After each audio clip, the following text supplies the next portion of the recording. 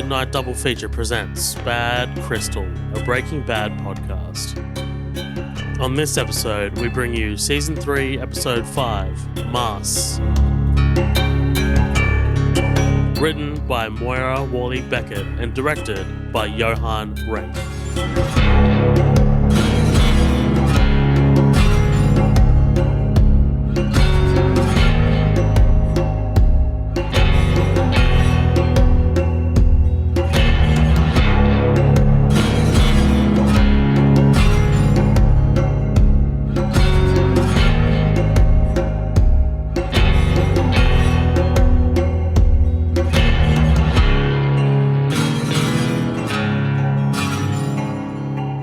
Ladies and gentlemen, welcome back to another episode of Bad Crystal, a Breaking Bad podcast, presented to you by Midnight Double Feature, which is us, myself, Zoheb, and my main man, Colin. What's happening, Colin?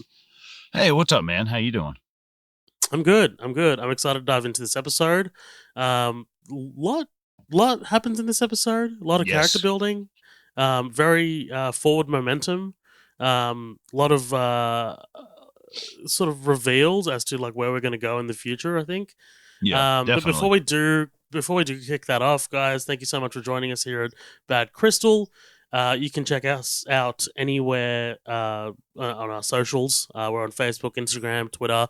All of our details are in the show notes on whatever app you're listening on right now.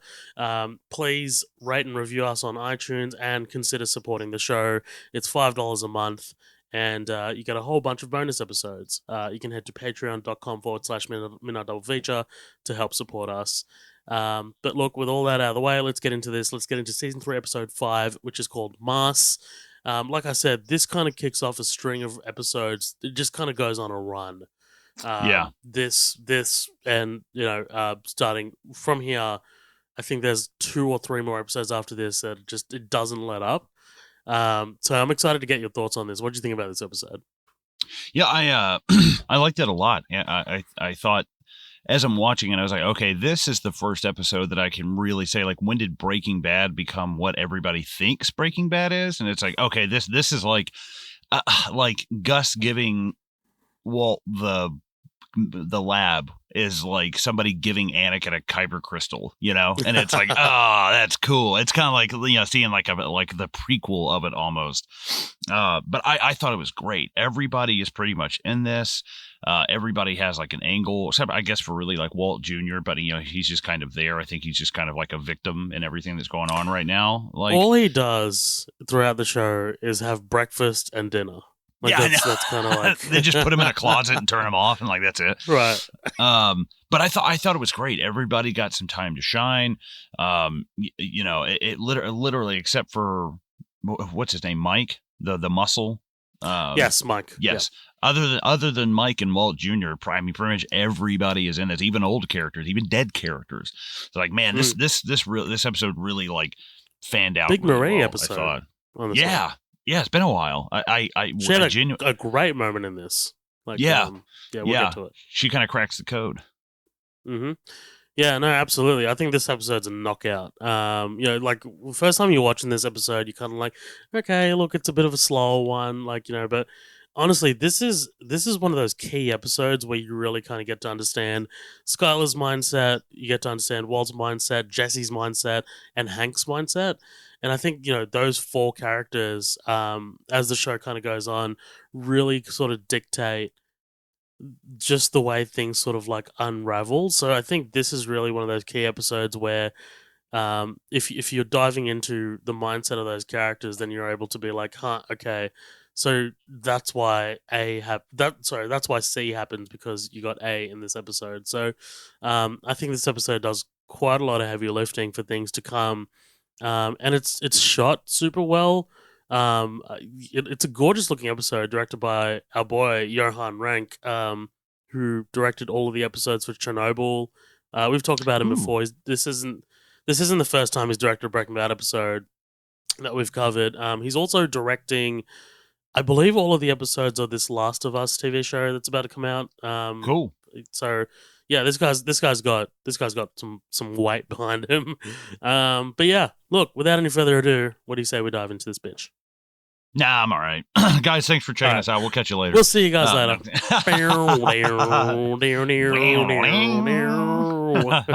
Yeah, let's do it, man. Let's do it. We open with a flashback sequence. And basically, this is a brief little history on how our guys kind of came about the RV. And it's kind of fitting, seeing as how much the RV has become a character over the last 24 episodes. Like, it's the RV is a character unto itself, I think. Like when you think of Breaking Bad, you obviously think of Walt and Jesse, but you also think of the RV. There's a reason why the RV's in our cover art. Like, it's so iconic to the show. It's important to our characters. It's where Walt kind of, became a killer for the first time. It's where Jesse slept alone on the floor where he had nowhere to go. It's important that we get like a sort of genesis on the RV. It's very much in character of old Jesse to just take Walt's money and go and blow it at a strip club, right? Yeah, I love that that art, the origin of the RV, because it's like one of the only places they really can be like themselves and not have to keep the subterfuge up of like what they're really doing. There's no need for masks in the right, RV. Exactly, and you don't you other don't than have the to worry gas about masks. right, yeah, you don't have to worry about cops and nosy people and shit. Like I just when I assume once they eventually go to this facility, it's a lot more tight security. So yeah, the RV is kind of like their meth DeLorean, kind of like their little time travel meth machine. I like that. This montage, I can smell the glitter and daddy issues here. God. My fiance said a joke that made me, I was like, oh, I'm so fucking dating this chick. And she was like, glitter. It's like the herpes of the craft world. Like, you just can't get rid of it. And I was like, ha, ha, ha, that's fucking great. I'm typing up these notes at 9 a.m. on a Thursday morning, and it's a lot for 9 a.m. on a Thursday morning. There's a lot of tit. And I'm sitting there watching, I'm like, wow, why did they cover it? I was like, oh, AMC. Never mind. Yes. And I was like, oh, that's like on streaming. I was like, oh, never mind. The next morning, I've only got $1,400 left, says Jesse. I'm surprised. I honestly was surprised he had that much left. I thought he was gonna have like $200. Honestly, I just love them like staying there the entire night until they close the next morning. Because I know Combo is dead. I can't remember. Skinny Pete. He just kind of disappeared, right? He just leaves. Yeah, he just leaves. Okay, right. I did think that was pretty cool to see all these guys back again. I was like, oh, nice. I always, they're dumb, but like they're kind of like charming in their own little way. I feel like these are like side characters that introduce you to the world of like Liberty City in Grand Theft Auto. It's just kind of cool seeing them again. Absolutely, and a flashback is really the only way you can really bring Combo back. Jesse tells Combo that Walt's blackmailing him. He's got like a criminal mind. And Combo says he can get him an RV. No problem. Let's go, he says. And then cut to him handing over the keys. It's like a no paperwork type of deal. Those are the best deals, aren't they, Combo? Essentially, they steal this RV and they bounce, but not without knocking over a bunch of garbage bins on the street first. Yeah. One of my favorite quotes, things that cost free usually, things that are free usually ends up having the most cost in the end. And it's like I knew, I was like, why would they give a 5-minute short film on the RV, unless this is going to come back to bite them in the ass. Right. I like the detail of Jesse not being able to drive the RV competently at first. He's knocking over the bins and shit. Hell yeah, thing's fucking huge. You get the title card, and we re-meet with Skyler. She's enjoying these heated tiles, and this is interesting because this tile stuff, I hadn't given it much thought at first, but this watch around, it really, really struck me of like kind of what they were going for. It feels like she's able to enjoy. I'm going to assume that Ted bought these tiles with his embezzled money, right? So this is kind of like ill-gotten gains, and she's kind of enjoying the fruits of this illegality. Feeling dirty. Right. And it feels like her principles are softening. Like, you know what I mean? Like with Ted, because it's, I guess, a white-collar crime as opposed to more of a blue-collar crime, which is what Walt's committing. She's more okay here with like enjoying the fruits of the crime. You know what I mean? Like, yeah. So she's like, kind of open to it. Let's remove exactly. Let's remove what happens later when she puts the towel down above the above the tiles. just going off this scene, it just seems like that her principles might be softening, and she's like, she kind of realizes that throughout the episode. I thought she was in a goddamn hotel at first. I was like, oh, I guess I got a Oh. room, and I was like, oh no, this is Ted's house. I was like, yeah. I don't think Ted needs to be embezzling any money. I think he's doing just fine. Heated tiles, or is he doing just fine because of the embezzling? right? Yeah. Well, cut back on the heated floors, less embezzling, less criminal activity. Like Jesus Christ, man. Hey man, once you've had lobster, all you want is lobster. Yeah, right. Good Lord, that's just ugh. I love that. Yeah, it's Ted's house because he suggests that Skyler leaves a few things at his place, right? And she's terrified, dude. She looks like someone just asked her to prom. Like, what I mean? She's like, oh my god, commitment. Oh my god. Which is pushing on. It's like, dude, you like started up a romance with someone you work with who's just getting out of a divorce. It's like, give it some fucking time, man. Yeah, good exactly. God. I don't know if this was a point that's worth noting, but I just want to note it anyway. I kind of like the switching of the gender roles that we typically see in movies and TV shows. So, like, it's Ted who develops the deeper connection and not Skyler. Usually you see the female being like, oh, maybe we should go do this, maybe we should go do that. Like, yeah. Right, getting feelings and stuff. I mean, that's like that. Exactly. What is that movie with Michael Douglas and Glenn? Is it Fatal Attraction? Is that the one where he's having an affair and she becomes like obsessed with him? I think I knew it's like such an infamous movie. I'm such a schmuck for not knowing that. But you're exactly right. I think that sets up that stereotype of like it's always the woman. It's like Tony Soprano and the Russian whores. Irina. It's like right, exactly. But no, you're dead on with that. The whores. You got to pronounce a whore. Yeah. Danny DeVito and always your mother is a dirty, dirty whore. There's a moment where Ralph Cifaretto in Sopranos, I'm going to send it to you. It's when he's talking to Johnny Sack, sorry. And he's like, he's justifying the murder of a prostitute that he kills. And he's like, hey, she was a whore. And I was like, yeah, she was a whore. God. She was a whore. I heard one. It was like to the tune of Eleanor Rigby by the Beatles, and it was like Ralph Cifaretto killed Pio Mayo. Oh my God, what did he do that for? She was a whore. He's fucking died, man. That's so good. Walt's on the phone in the closet. This wide shot of him just sitting there is hilarious. In the closet, so good. It's brilliant.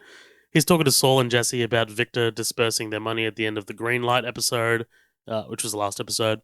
Jesse's adamant that the formula is theirs. They share it. He's due the entire... Wait, hold on. Jesse's adamant that the formula is theirs. He's due the entire share of the money because he cooked it, yeah.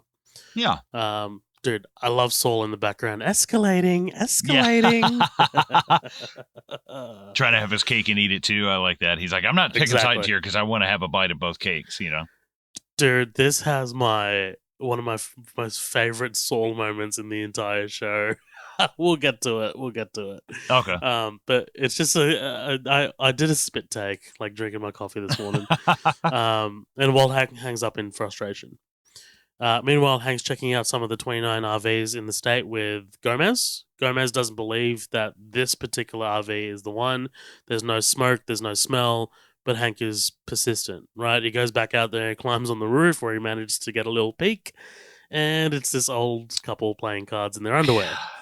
Well, it doesn't really become exactly clear until, like, why is he so desperate for this one RV? It's like, this is pretty much the last RV on the list. It's like, damn. Yeah.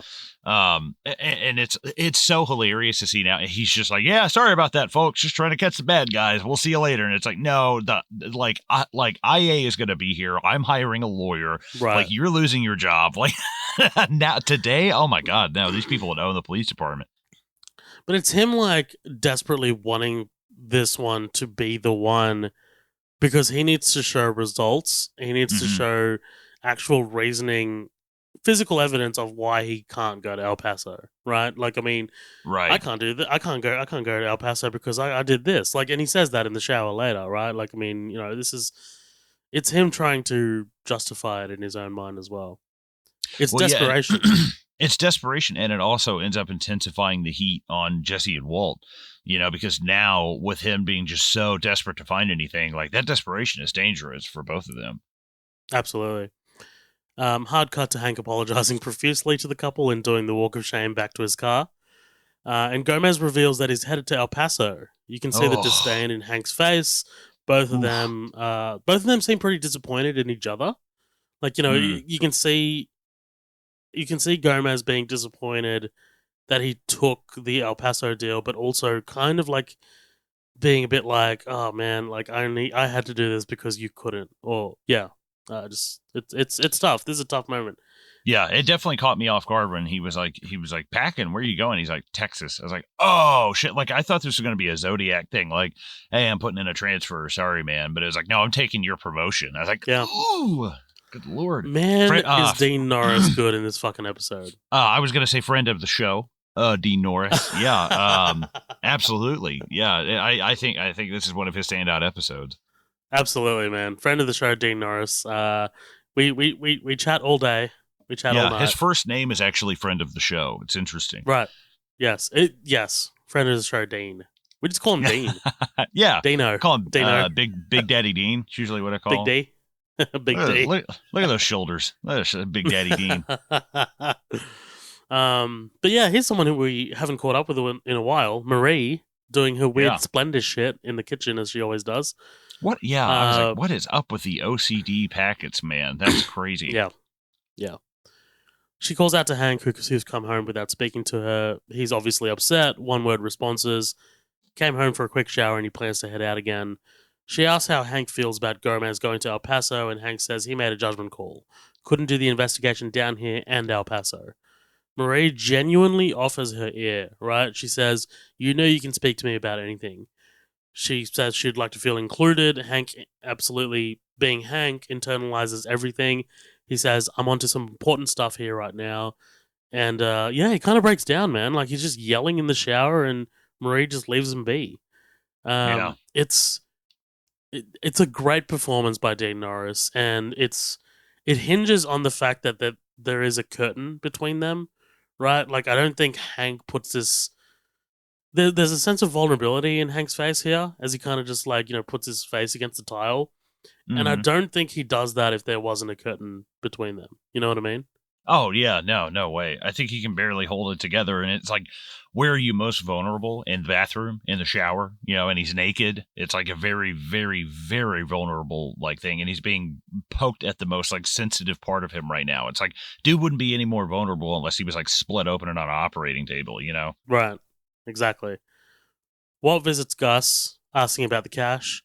He says it's an obvious ploy to get him to cook again.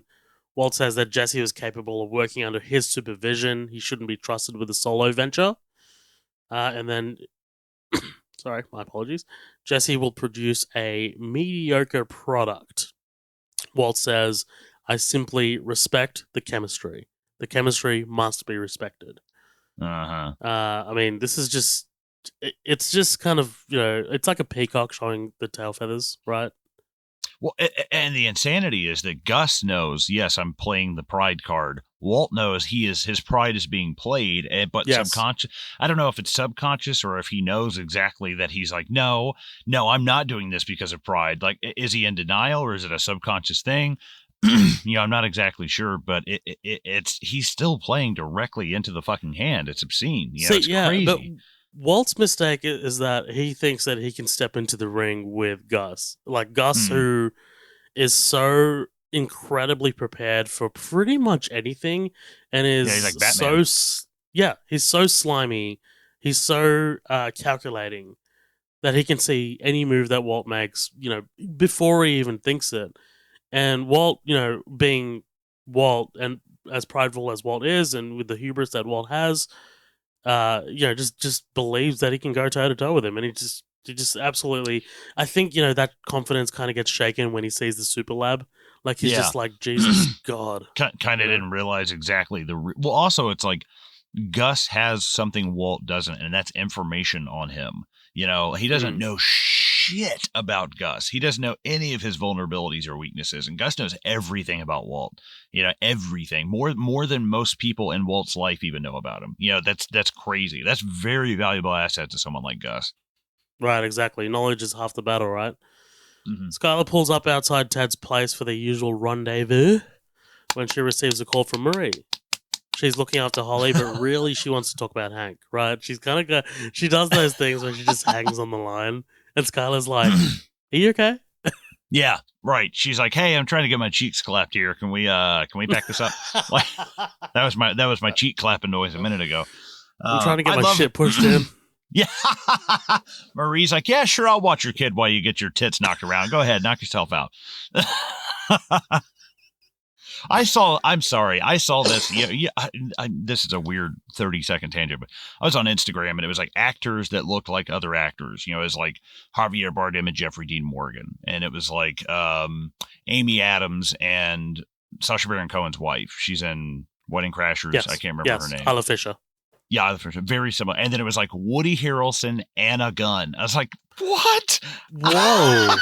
And I was like, I mean, there's a passing resemblance with the blue eyes, but I was like, she looks like Woody Harrelson. Nose. She's got like a pointy nose. I wouldn't fuck Woody Harrelson with a blonde wig on, though. Like, I would. I was like, I would. Especially if we're talking like Cheers era Woody Harrelson. Oh, not like Zombieland era. No Country for Old Men. Give me that bucket hat. Yeah, hell yeah. Give me those 10-gallon boots because I'm going to fill them up with nut.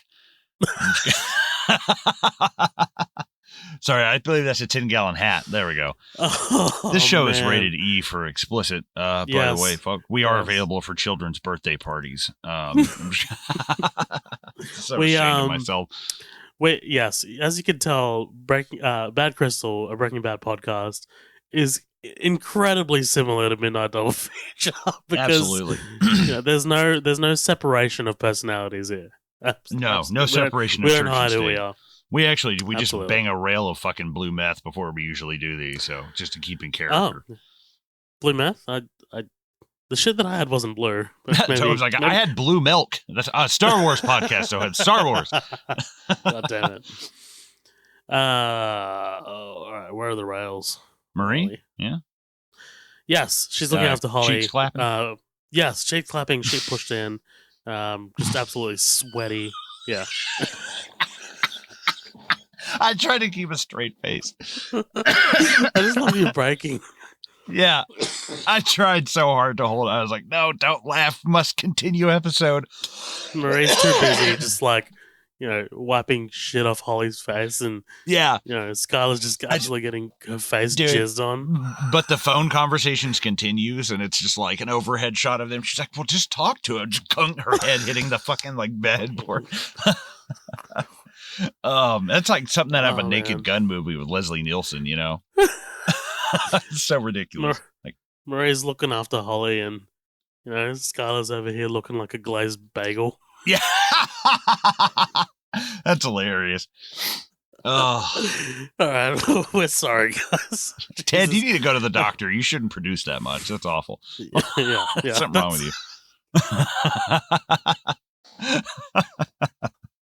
Ted is who they use for the Jackass movies where they need cum. Keeps going. Oh, God.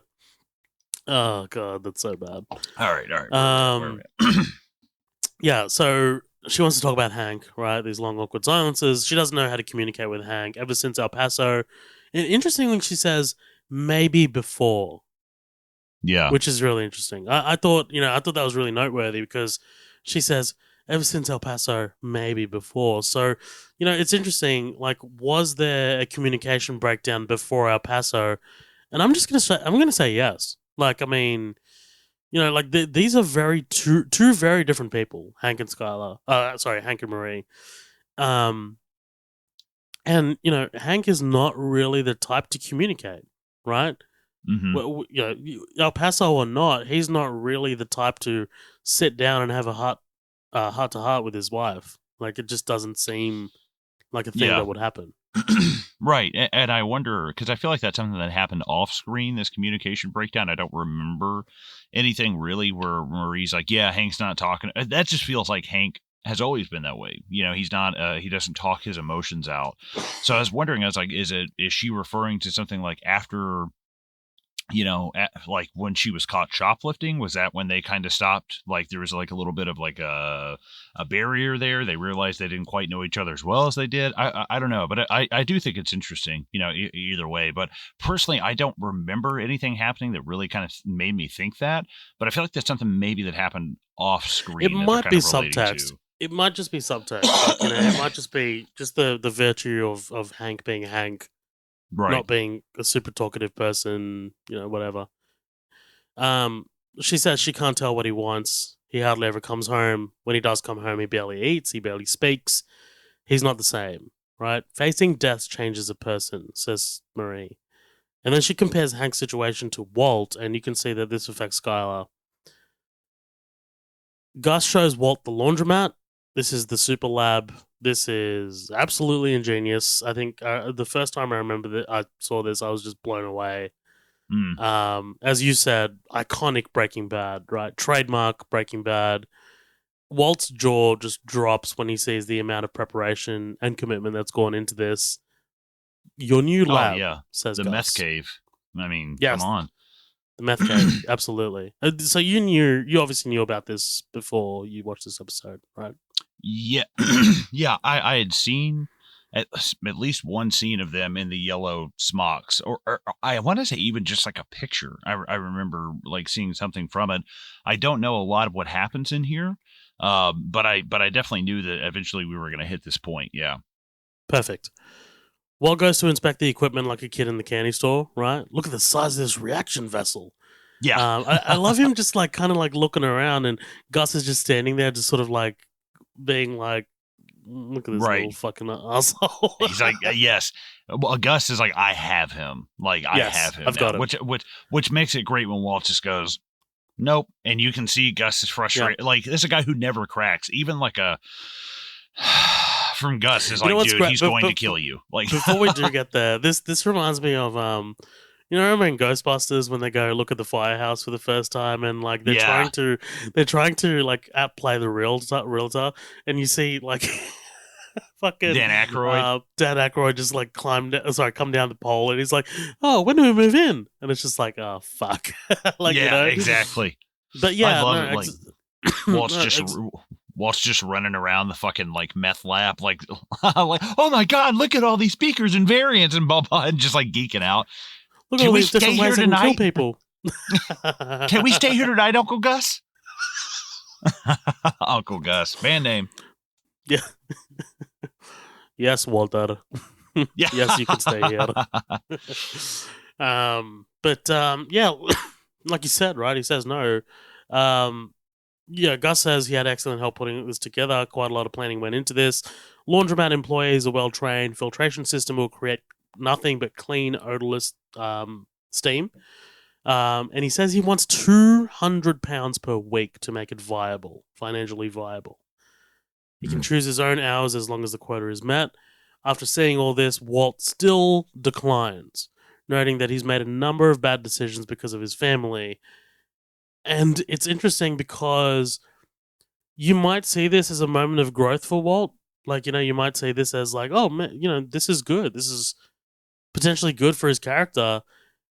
It doesn't take a lot to, kind of like make him backtrack on this, right? Like, this is like what Gus says here.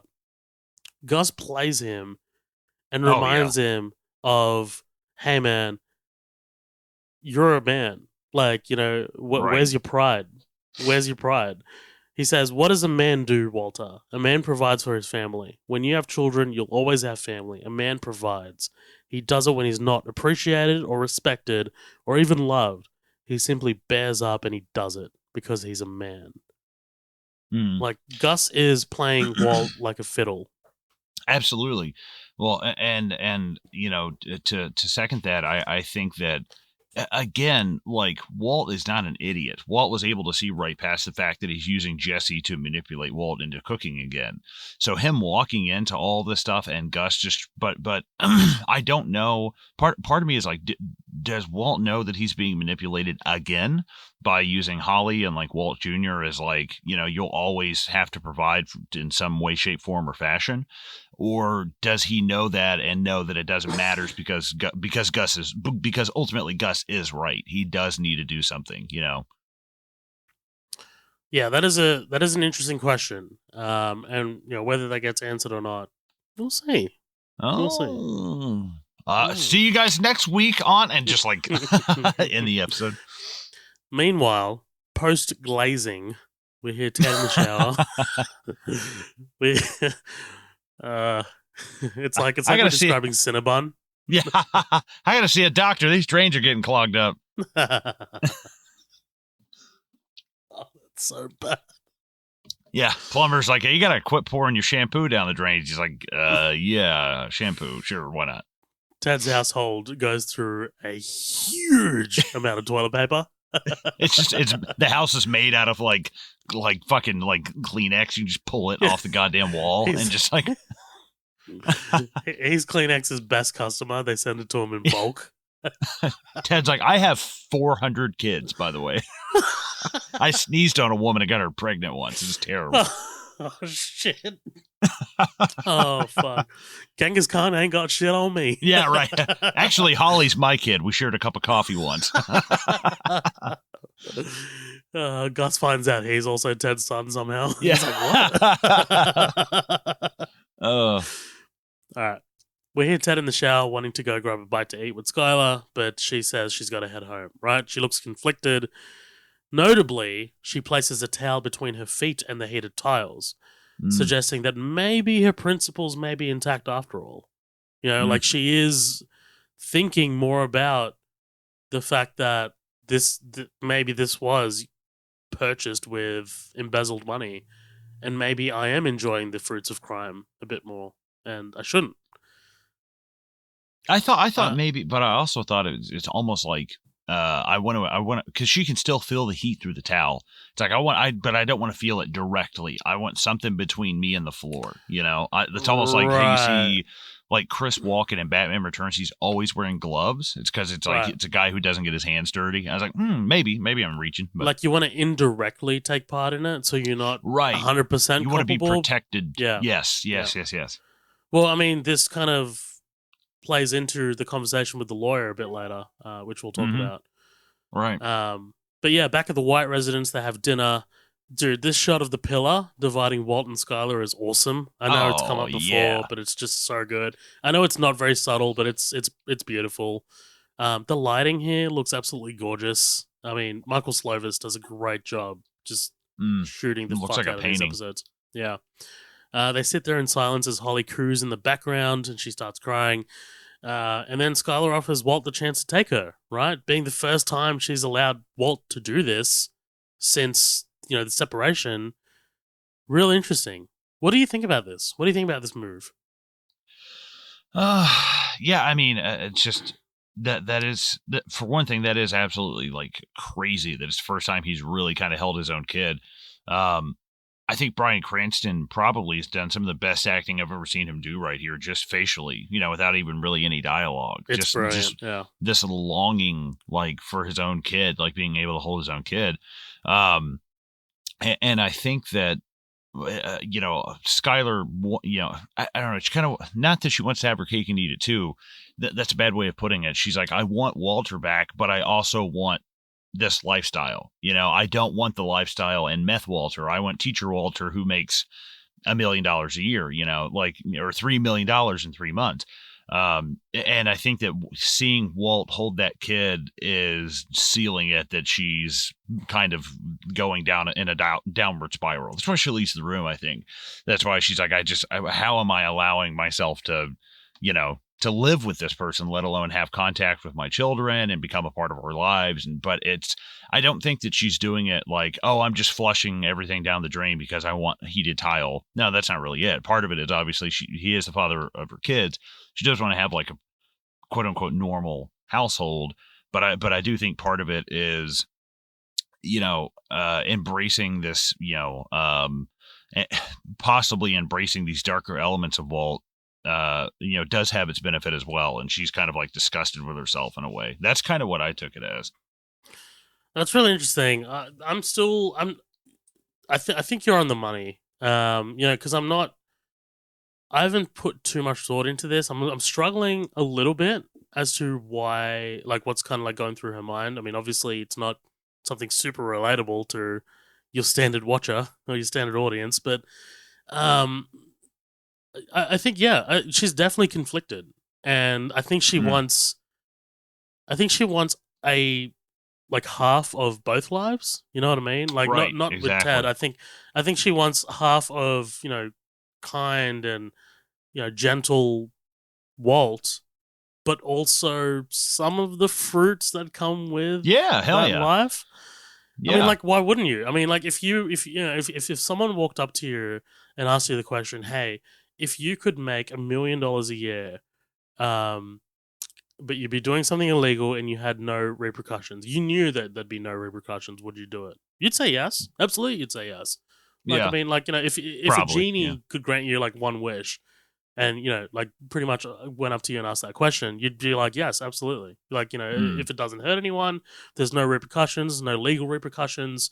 Yeah, for sure, why not? right, And I exactly. think that's what Skylar wants, and I think it's completely unrealistic, which is the tragedy of it, right? I mean, it's not a realistic approach to things. It's not. Mm.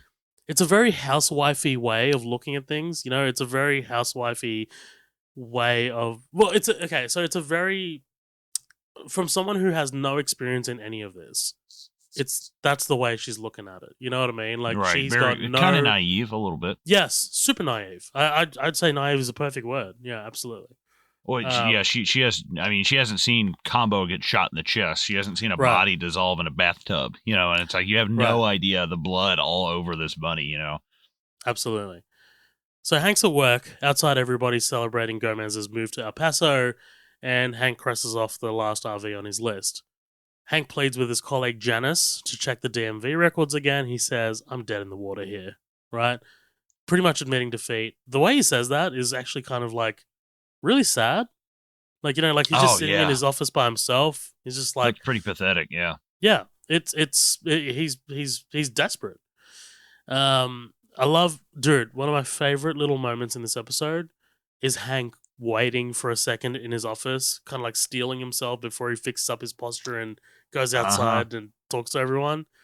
It's so in character, and it's so, let me put on my mask kind of thing. It's awesome.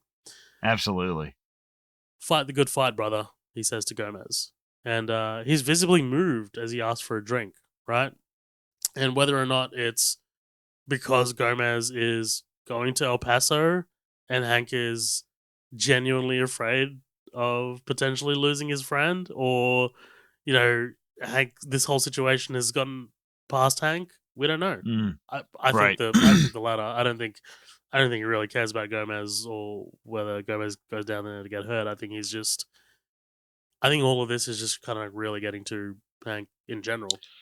I think if the show goes the trajectory that it has been, or that I think it has been, uh, Gomez gets his head blown off in like a week. Honestly, if I'm making a prediction that Gomez, the same way that Walter is seeing like Jane die, her dad caused all this stuff, I think you're going to see. I don't know. I think Hank, by Hank not going, you're going to see repercussions from that still, for him and for other people around him. Just because he's home doesn't mean he's safe. And in fact, he's putting himself in almost an equally dangerous situation, because the same people he's fucking that are in El Paso and fucking around in Mexico are now making their way in his own backyard. So I don't think it's quite. I think part of it with Gomez is almost like an apology as well. I think he's kind of like, hey, man, have a good, but Hank would never apologize, actually say anything. He's just saying like, hey, man, here you go. See you later. To Hank, this is like making amends and actually like a proper send off. So do you want to lock that in? Gomez gets his head blown off next week. Is that what you're saying? not next week, but like I think that in a very quick amount of time, he definitely gets. I have a strong suspicion he'll get killed in El Paso. Okay. Listeners, update your bingo cards. Let's see how we go. Yeah.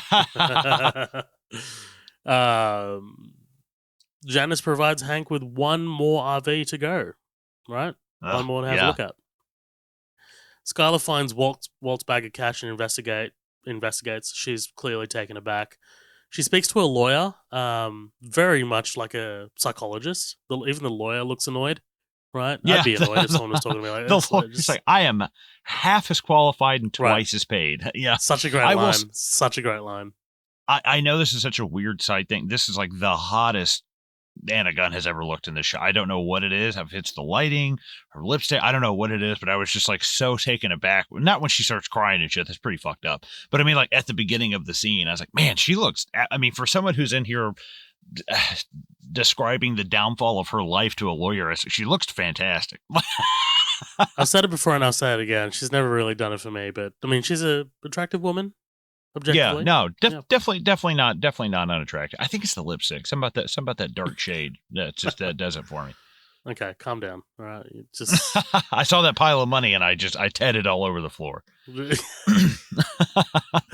She's already drowned because Ted already tedded all over. Yeah, her, that's what happened to his last. That's what happened to his last wife. Like, she drowned to death, Ted. In a swimming pool. It was awful. I mean, Skyler even says here that she feels like she's drowning, right? Oh, that's great. I forgot all about that. Perfect. But yeah, like, look, let's get into this, right? She tells her that while Ted is a good person, she's never going to be serious with him. Her entire family resents her. She can't tell Walt Jr. about Walt's life. She just can't. Right. And, you know, she kind of like really makes a point here of like her being kind of like cornered. You know what I mean? Like she can't like the lawyer is presenting her with options, right? Like, you know, like actual options of like, you know, why don't you just tell Walt Jr.? But like that is easy for a lawyer to do because it doesn't affect them. You know what I mean? Like it doesn't affect their relationship with their son. And I think Skyler not telling Walt Jr. about his father is genuine. Like, you know what I mean? I think that's a genuine point that she makes. Because why fuck up this kid's life? You know what I mean? Like that's honestly just gonna fuck up your kid. Like, you know, your father is a drug dealer. Now you're sworn to secrecy. Now you can't tell your friends anything. You're gonna have to be nervous around your Uncle Hank, right? You're gonna have to watch everything you say around him now for the rest of your life, by the way. So yeah. I think, you know, her not telling, like her reasons for not telling Walt Jr. are legit, I think, in my opinion. Yeah, strictly for the fact of keeping Walter out of prison for a very long time. But also at the same time, like, you know, I don't think there's any way that they could tell Walt Jr. without Hank having to know as well. I don't think that there's any way, especially considering we know that Walt Jr. really likes Hank.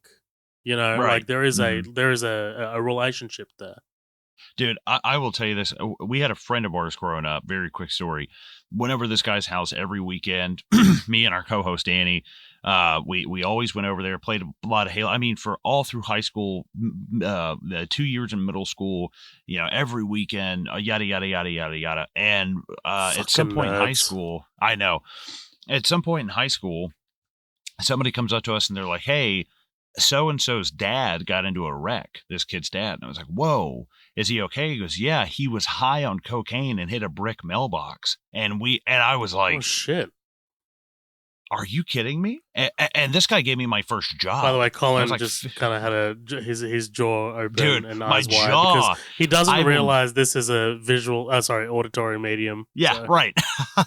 Well, I fuck them. I'm talking to you, okay? No, it absolutely rocked me, and it was just like, wow, and it fucked this dude up. You know, finding all this stuff out about his dad. So let alone like all the, you know, the divorce that happened afterwards, the legal ramifications, all of the stuff that happens. And then at the same time, you have all the emotional stuff. It's like, yeah, I can't imagine what their lives would be like now if none of that had come out. Probably a lot better. It'd be a lie, but still, it would they wouldn't know that. It's kind of like I've seen something somewhat similar to this firsthand, and it is fucking crazy. I'll tell you what, it is fucking nuts. Yeah, I mean, there's no overestimating the effect that it could have on a child. You know what I mean? Yeah, absolutely. Especially because especially a high schooler. Yes, a high schooler. Yeah, because they attend high school every day. They have a social circle. Yeah, I mean, like Walt Jr., we've already seen from episode 1, has already gone through enough trauma, because of his physical condition. So, yeah, pretty wild.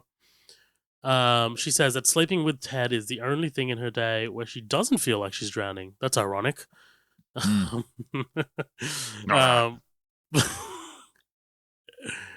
Suddenly feel like a glazed donut. Yeah. There's a Krispy Kreme nearby, so I'm just gonna. Okay. Walt says he's not going anywhere. I'm sure you know where it is. Of course I do. Of course I do, man. I fucking love Krispy Kreme. Have you seen me? How do I not? Yeah. Walt says he's not going anywhere. He won't sign any divorce papers. She reveals that he keeps his money in the house, right? It's a heavy bag. The lawyer asks whether she's asking her permission to spend the money. And she's like, no, God, no, just talk it through. Like, I like the lawyer's sort of like sensibility and knowing people enough to be like, are you trying to justify spending this money? I was like, is that what she's saying? Like, it took me a second. Like, what did he say? Like, it really caught me off guard for a second. And I was like, oh, I guess that is kind of what she's hinting at. She wants permission, Yes. She wants somebody to tell her it's okay. Mm-hmm. Skyler tries to rationalize Walt's wrongdoing. The lawyer reminds her of the seriousness of the situation, right? She says, you are now an accessory after the fact. You and your children could lose everything you own, all because of this criminal you refuse to divorce. And Skyler's adamant that she didn't marry a criminal, right?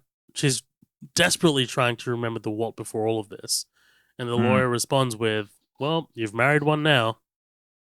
Yeah, trying to look at it with blinders on, rose-tinted glasses. Well, absolutely. And it's interesting that you have a very subjective point of view in Skyler and a very objective point of view from the lawyer. Like someone who, stands outside of everything and just is like, hey, like, this is wrong. Yeah, this ain't is okay. Serious. Yeah, this is serious. This is actually huge stuff that you're telling me. Mm-hmm. Absolutely. Skyler returns home and finds the signed divorce papers sitting on Holly's crib. What do you think about this? Man, not only is it the room that Walt's in, it's in the crib, and I think that it's Walt. Not only is it Walt saying, I am willingly walking away because the life that I'm pursuing, you can't be a family man and do it at the same time. I really do. I really think Walt is going, I can't live in this house with these children and do this because that just puts them in such an insane danger. They're still in danger anyways because they're biologically related to him. But then B, at the same time, he's like, it's almost like, again, with the Batman references, it's almost like the Dark Knight where he's like, I will be the one to do this. I will be the one to fall on that knife because it's what you guys need, and even as I say that, I don't really truly believe that because I don't know. Obviously, they don't need $3 million. They have a fucking duffel bag full of it, and like Walt's not doing chemo anymore.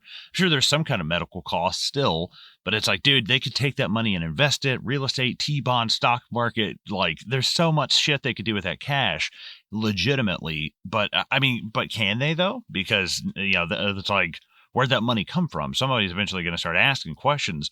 So right. I don't know. I do love the fact that it's Walter putting it in the crib because it's like, here is the dagger and I'm putting it, where the thing I love the most kind of sleeps. This is the thing that's ultimately going to cut me out of you guys' life, but I'm doing it for the right reason still.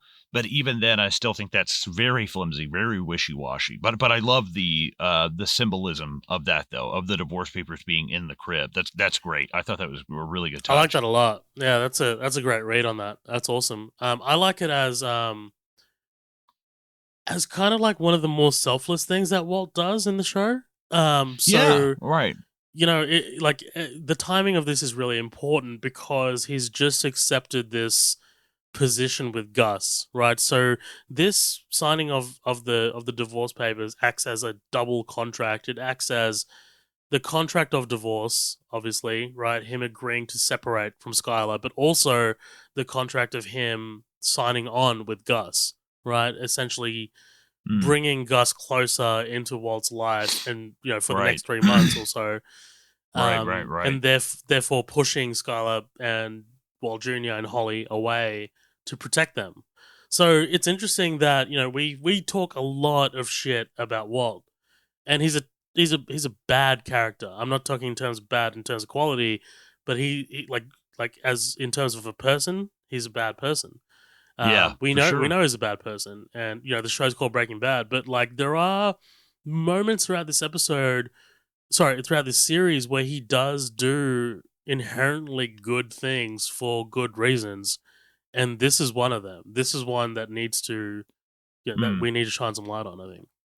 But Yeah, yeah, absolutely. Because it's falling on that dagger for, you know, ultimately he says it's for his family, but it's not needed anymore. right. He's not sick. They're not broke. Like it's not necessary anymore. So I'm really curious, like, what is he telling himself to justify this, It's versus his like, what is pride. he? I mean, the only reason he's doing. Mm, I don't know if the money makes a difference, but I mean, like, it's the fact that Jesse's going to cook without him. It's the fact that this is going mm. to go on He's going to without get him. left behind. Yeah, exactly. So we get Saul and Jesse, right? Saul talks about his Vietnamese chiropractor who adjusts him to completion. That's terrible. He's like, I should give you a card. Tell you who he should give his card to. Ted. Who's that now? Yeah, right. Ted. Cause a monsoon that destroys the fucking town. the cum that ate everything. She's used to monsoon. She's from Vietnam. Yeah. Oh, it's terrible. That's bad. Walt arrives and they're looking to talk about a deal, right? Jesse will give Walt 10% of all future profits. Consider it a gesture of respect for your valuable contributions to the business thus far, says Saul. Um, sorry, my apologies. I love this kind of like power struggle, like this whole Mm-hmm. Jesse and Saul think that they've it's over, Anakin. I have the high ground. That Yeah. that's what's going on here. Walt is pretty much silent this entire time, right?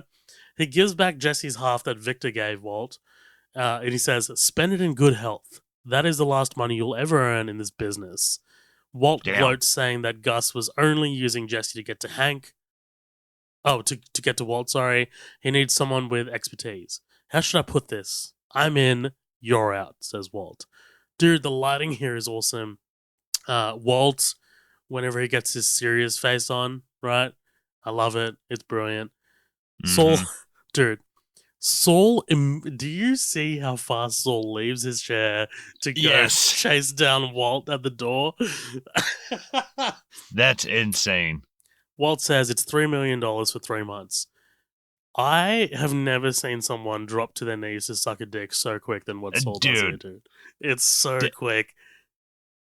This is well, that and like this is the part that even I did the spit take at, by the way. I figured that. I mean, but Yeah. even if he's doing 3% of $5 million, it's $150,000. Yeah. It's like, Jesus Christ, man. Dude, the way, like, I love Walt being just so hardline on the 5%, and Saul just Yeah. works his way down until Walt starts to walk, and he's just like, 5! Yeah. 5! I'd love to be like, okay, 4. That's brilliant. Jesse smashes Walt's windshield in with a rock, right? The Aztec just can't take a break. He just replaced that windshield as well. I know. That sucks. Hank tracks down the lead on the RV, right? This is Combo's mother. She reveals that the RV was stolen months ago and didn't report it missing because she didn't get around to it, but in reality, she didn't want her son Combo arrested. Turns out he was shot 2 months ago. Hank flips through his notebook and connects the dots. Christian Ortega, aka Combo. And Combo's mother is nice enough to let Hank inside. Hank surveys Combo's bedroom and finds an image of Combo with one Jesse Pinkman. Oh, and it's from the ill-fated RV night. Yeah, that's the night. Well, and what's interesting too is that this actually gives a timeline of how far we've come from the beginning of the story. So the RV got stolen a few months ago. She said a few months ago. Yeah. Right. So I like part of me is like, man, if the speed at which we're going, this is the third season and it's only been 3 to 6 months. I'm guessing the whole show takes place over the span of a year. Am I right? So the way you can see it is in the first episode.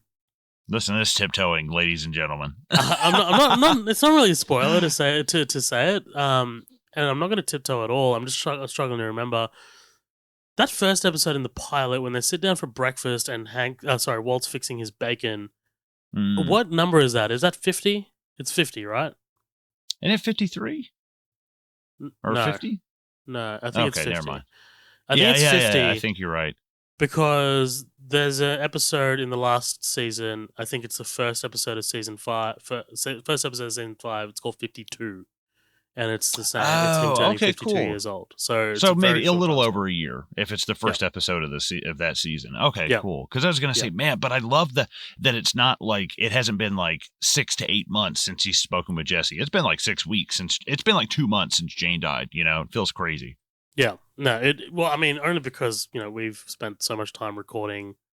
I'm sorry, between recording, right? I mean, it's. Yeah, that's true. That's true as well. Yeah, no one's gonna notice this, but yeah. Oh no, sorry, my fault. The first episode of season 5 is called 51. Isn't that what you said? I said 52. Oh, you said 52. Okay, gotcha. So yeah, this I'm right. Takes yeah, you're right. Huh? There you go. How about that? Well, because I was like, naturally, fourth episode in season 5. My bad. If you just think about it naturally, it's been 3.5 seasons and it's only been like 6 months. I was like, okay, so I assume the rest of this is going to take a while. Mm-hmm. There you go. Well, here we are at the end. Another episode down, baby. That's hell yeah, dude. Nice. Like I said, this is going to kick off a run of awesome episodes. So we're definitely not going to leave a lot of time between recording. We're probably going to pick one up next week sometime. But you guys won't know that because you guys are getting this scheduled. He's just telling me for my own benefit. Right, exactly. But yeah, this is an awesome. I mean, this is peak Breaking Bad, right? I mean, like Breaking Bad. There's a long run up and then it peaks and it sort of like stays on that peak for a very long time and it doesn't come down. And I think we're kind of here of where it starts to peak. In terms of like we've been introduced to our main players.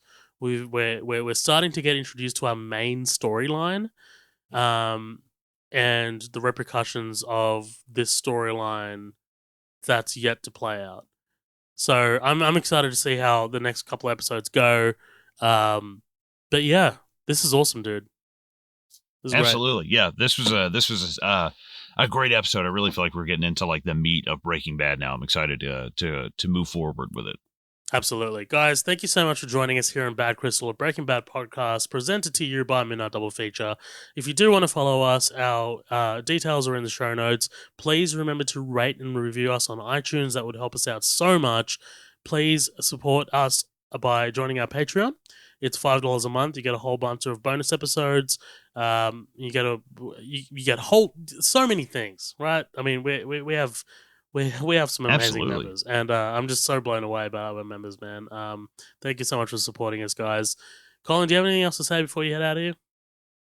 No, just thank you guys for listening. Thanks for your patience with our scheduling and stuff. It's just been a weird roller coaster of life things happening. But hey, obviously we wanted to keep the main feed and the Patreon going because those are our babies. That's what we started with. But it's time to get back into some Breaking Bad, and here we are. Let's do it. Let's keep doing it. Cool. Love it. Ladies and gentlemen, we'll see you guys next time here on Bad Crystal, a Breaking Bad podcast.